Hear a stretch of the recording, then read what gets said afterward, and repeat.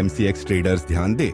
हमें पता है आपको बाजार खुलने के पहले कमोडिटी रिपोर्ट चाहिए। हमें पता है आपको पढ़ी लिखी और समझदार रिसर्च टीम चाहिए। हमें पता है आपको कमोडिटी एक्सचेंज से जुड़ी हर खबर की जानकारी चाहिए।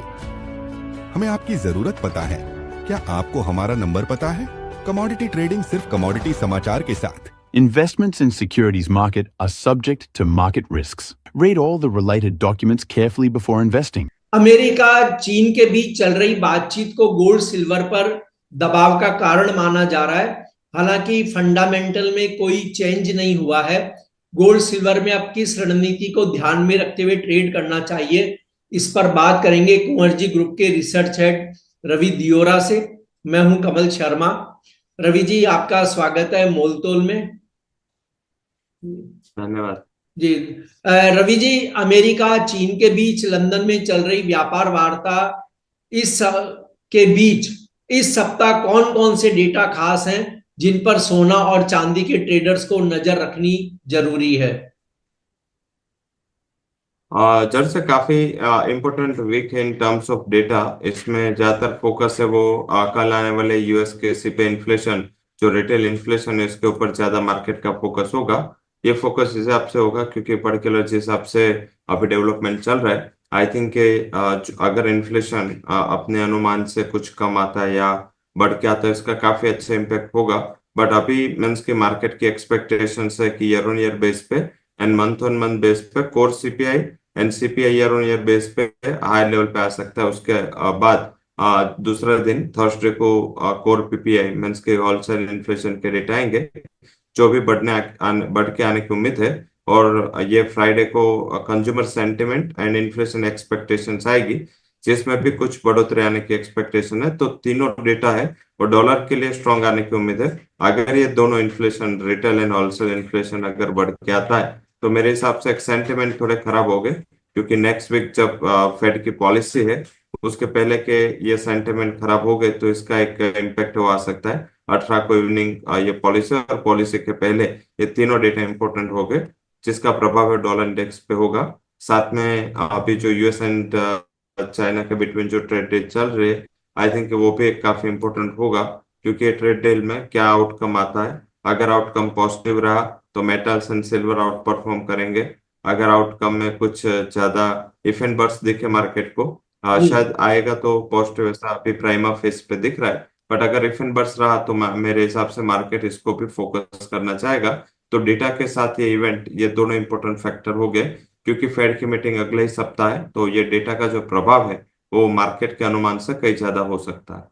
जी। और रवि जी, अमेरिका चीन के बीच जो बातचीत चल रही है तो उसे सोने चांदी में मंदी का कारण बताया जा रहा है। यदि इन दोनों देशों के बीच व्यापार पर कोई पॉजिटिव समझौता हो जाता है तो क्या सोने के दाम और लुढ़क जाएंगे या क्या होगा? अजर से सोने में जिस हिसाब से सेंटिमेंट बने हैं, पर्टिकुलर डॉलर इंडेक्स भी फिर से स्ट्रांग हो रहा है।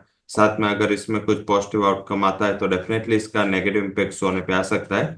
चांदी इसमें से थोड़ा प्रोटेक्टिव रहेगा, क्योंकि अगर कुछ पॉजिटिव निकल के आता है तो सबसे पॉजिटिव इम्पैक्ट होगा वो मेटल के प्राइसेस पे होगा। अगर बेस मेटल चले गए तो जो इंडस्ट्रियल मेटल्स का एक सपोर्ट है वो आपको सिल्वर में आता हुआ दिखेगा, तो सिल्वर आउट परफॉर्म कर सकता है। और वैसे भी प्राइस ने यही सेंटिमेंट बना के जो गोल्ड एंड सिल्वर बिटवीन का था, करीबन 1000 पॉइंट का था, वो बढ़ के अभी 10,000 पॉइंट का हो चुका है। तो मेरे हिसाब से ये एक डेफिनेट सिनारियो है। अगर मीन्स के कुछ आता है निकल के, पॉजिटिव सेंटिमेंट आते हैं, तो मेरे हिसाब से इमीडिएट टर्म्स में डॉलर इंडेक्स स्ट्रांग होगा, जिसका एक नेगेटिव प्रभाव है आपको गोल्ड में आता हुआ दिखेगा। और प्रॉफिट बुकिंग ड्यू भी है, फिजिकल डिमांड काफी ड्राई है एंड इस हिसाब से लग रहा है कि 98,000 के ऊपर गोल्ड को स्टेबल होना डोमेस्टिक मार्केट में थोड़ा पॉसिबिलिटी कम दिख रहे हैं, एंड इंटरनेशनल मार्केट में भी 3370 के ऊपर सस्टेन नहीं रहेगा, ऐसा अभी सेंटिमेंट दिख रहा है। तो मुझे लग रहा है कि कुछ उछाल जो भी आता है उसमें आपको सेलिंग की अपॉर्चुनिटी के तौर पे देखना चाहिए। इमीडिएट जो भी इवेंट है, इनके डेटा भी जो आने वाले CPI, PPI and consumer sentiment, ये तीनों डेटा गोल्ड के लिए नेगेटिव आने की उम्मीद है। तो मेरे हिसाब से हाई लेवल पे मुनाफा वसूली का प्रेशर गोल्ड में ये सप्ताह में आता हुआ दिख सकता है। और रवि जी, चांदी में आए उछाल के बाद क्या आप चांदी फिर से कंसोलिडेशन जोन में जाएगी या क्या होगा? बिल्कुल क्लियर पिक्चर क्या नजर आती है, क्योंकि हमने पहले देखा है कि चांदी में जब भी ब्रेकआउट हुआ उसके बाद वो वापस से हर बार कंसोलिडेशन के दौर में चली गई थी।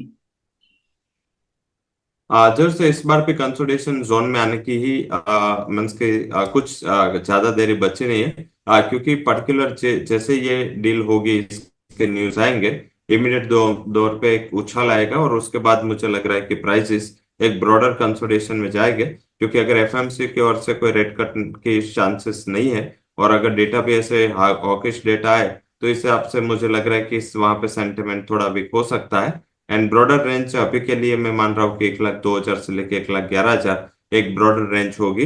1,02,000 का लेवल ब्रेक हो ऐसा भी नहीं लग रहा है, और ऊपर 1,10,000 11,000 के ऊपर स्टेबल हो ऐसे भी पॉजिटिव फंडामेंटल नहीं है। इमीडिएट टर्म्स में जैसे डील होगी मेटल्स का एक अच्छा सपोर्ट मिलेगा और इससे एक स्पार्क सिल्वर में आ सकता है, और उसके बाद मुझे लग रहा है कि अगले 2-3 महीने के लिए काफी कंसोलिडेशन मूव हो सकता है। गोल्ड एंड सिल्वर दोनों के लिए इसके 2 से 3 महीने के आउटलुक के लिए अगले 8 से 10 दिन काफी इंपॉर्टेंट है in terms of data events and global development. मेरे हिसाब से ये अगले 8 से 10 दिन है, वो अगले 3 से 4 महीने का आउटलुक गोल्ड एंड सिल्वर का तय कर सकते हैं।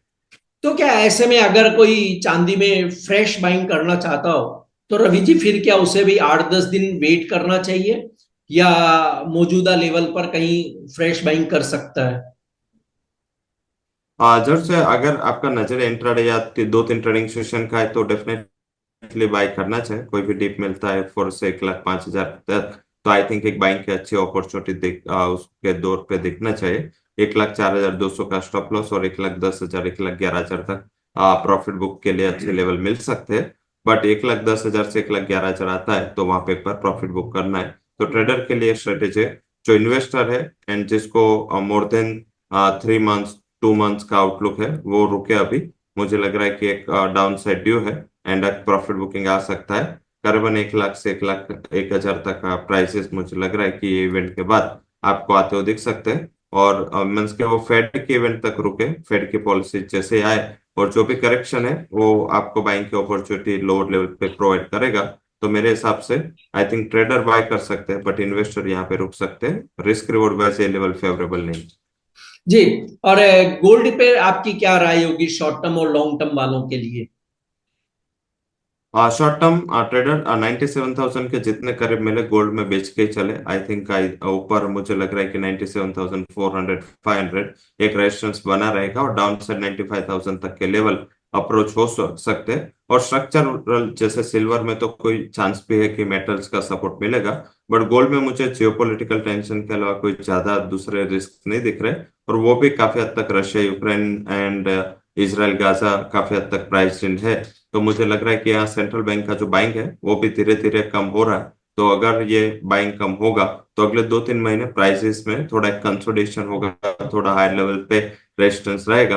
तो जो शॉर्ट टर्म ट्रेडर है वो वहां पे शॉर्ट का मौका ढूंढ सकते हैं। जो लॉन्ग टर्म इन्वेस्टर है जो पोर्टफोलियो एजिंग के लिए या जी 2-3 महीने से ज्यादा के आउटलुक के लिए कुछ कर रहे हैं, वो लोग 94,000 से 93,000 तक रुके इजीली प्राइसेस यहाँ तक आ सकते हैं। जी, आपका कोई डिस्क्लेमर रवि जी? जो भी commodities particular gold and silver में जो भी हमने राय दी है तो वो उसमें हमारे कोई पर्सनल पोजीशन नहीं है। कंपनी के क्लाइंट्स एंड कंपनी के अकाउंट्स में पोजीशन हो सकती है। जी, आपका धन्यवाद, शुक्रिया रवि जी।